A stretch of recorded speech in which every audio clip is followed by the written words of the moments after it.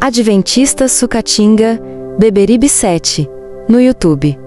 Vamos lá, mas antes, deixe seu joinha ou seu like, se inscreva em nosso canal e deixe sua presença do dia nos comentários para você receber a sua presença aqui no canal.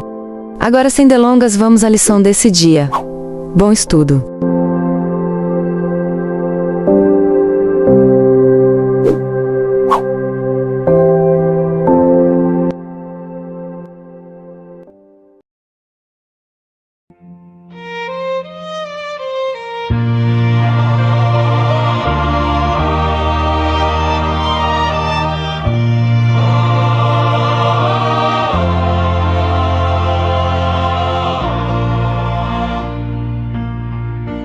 Que a palavra dita por vocês seja sempre agradável, temperada com sal, para que saibam como devem responder a cada um. Colossenses 4:6. Colossenses 4:6. Pai querido, nós começamos este momento reconhecendo que precisamos da Tua presença. Obrigado por mais um dia, por mais uma oportunidade de parar tudo e ouvir a Tua voz através da Tua palavra. Senhor, eu quero Te apresentar cada pessoa que está aqui agora. Tu conheces o coração de cada um, as lutas que ninguém vê, as preocupações guardadas em silêncio e também os sonhos que ainda não se realizaram. Colocamos diante de Ti todos os pedidos de oração deixados nos comentários. Cada nome, cada situação, cada clamor. Visita essas vidas agora, trazendo paz onde há ansiedade, direção onde há dúvida e força onde há cansaço. Pai, também Te pedimos, abre os nossos olhos hoje. Muitas vezes o Senhor já colocou oportunidades diante de nós, mas nós não percebemos. Ajuda-nos a estar atentos às portas abertas que o Senhor cria, seja numa conversa simples, num momento inesperado ou em uma necessidade ao nosso redor. Dá-nos a sensibilidade, a coragem e a sabedoria para falar de Ti com naturalidade, com amor e no tempo certo.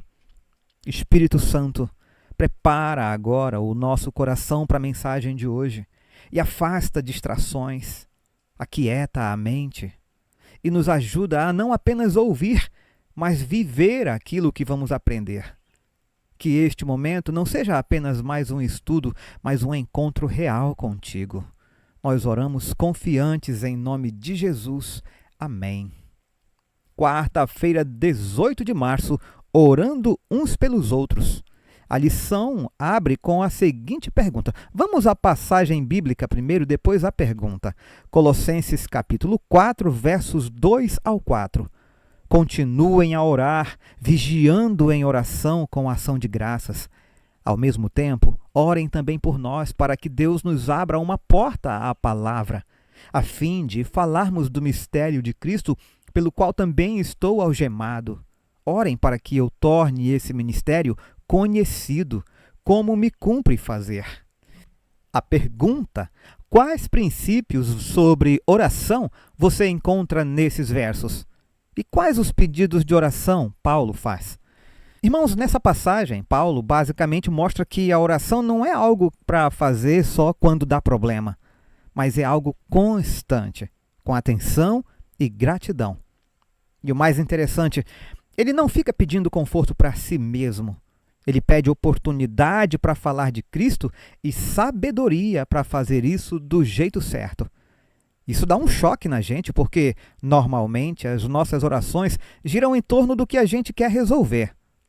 Paulo vira o jogo e mostra que a oração também é sobre se alinhar com o propósito de Deus e estar pronto para ser usado por Ele em qualquer situação.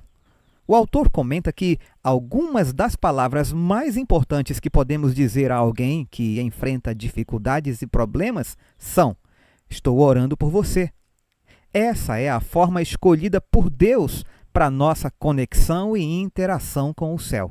Faz parte do plano de Deus nos conceder, em resposta à oração da fé, aquilo que Ele não daria se não pedíssemos assim. O Grande Conflito, página 439. Observe como Paulo descreveu uma oração de fé. Continuem a orar, vigiando em oração com ação de graças. Colossenses 4, verso 2. Ele nos diz para orar em todo o tempo e sem cessar. Mais impressionante ainda, mesmo que não saibamos orar como convém, é que o próprio Espírito intercede por nós com gemidos inexprimíveis. Romanos capítulo 8, verso 26. Uma outra pergunta que o autor nos traz, vamos ler novamente Colossenses capítulo 4, verso 3. Lá está escrito: ao mesmo tempo, orem também por nós, para que Deus nos abra uma porta à palavra, a fim de falarmos do mistério de Cristo, pelo qual também estou algemado. Quando Paulo fala de porta aberta, ele está falando de oportunidades que Deus cria no meio da vida real, não algo místico ou distante. Para a gente hoje, isso pode ser uma conversa simples no trabalho, alguém que vem desabafar, uma pergunta inesperada sobre fé ou até uma situação difícil onde as pessoas começam a procurar respostas. A questão não é tanto se a porta vai abrir, mas se a gente vai perceber e ter coragem de falar. Porque na prática, Deus já coloca essas oportunidades no nosso caminho. O ponto é, estamos atentos e dispostos a aproveitar? O autor diz que Paulo também orou para que dissesse as palavras certas. Quando lemos suas cartas ou seus discursos no livro de Atos, podemos imaginar que ele era sempre eloquente, sem nunca duvidar do que deveria dizer. No entanto, ele pedia orações para poder transmitir essa mensagem com a devida clareza. Colossenses 4, verso 4. Além disso, ele usou uma palavra grega importante, dei, na última frase, que significa como me cumpre fazer, indicando a necessidade divina do trabalho de proclamar o Evangelho.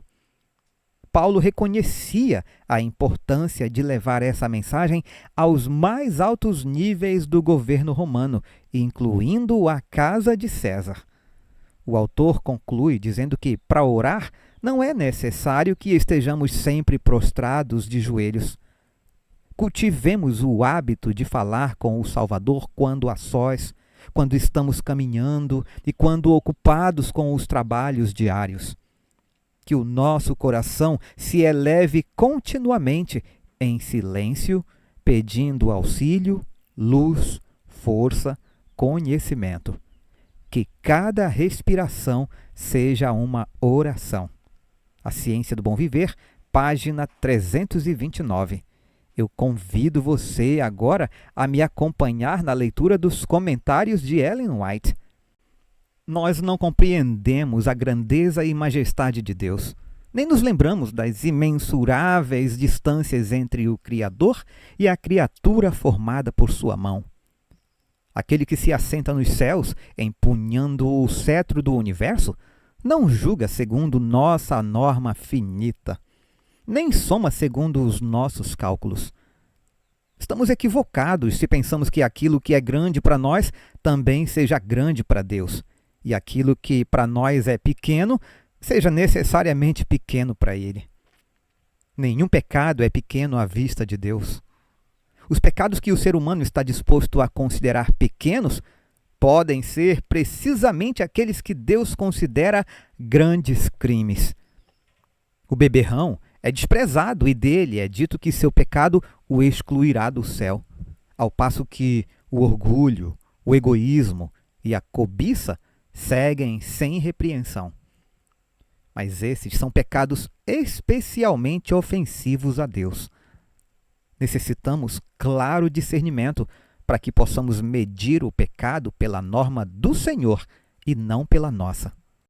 Agora, enquanto dura o tempo de graça, não compete a um proferir sentença sobre outros e considerar-se modelo. Nosso modelo é Cristo. Devemos imitá-lo, pôr os pés em suas pegadas. Pode-se professar crer em todo ponto da verdade presente, mas a menos que sejam praticadas essas verdades, isso de nada aproveitará.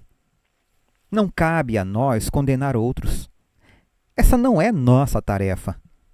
Devemos, porém, amar-nos uns aos outros e uns pelos outros orarmos.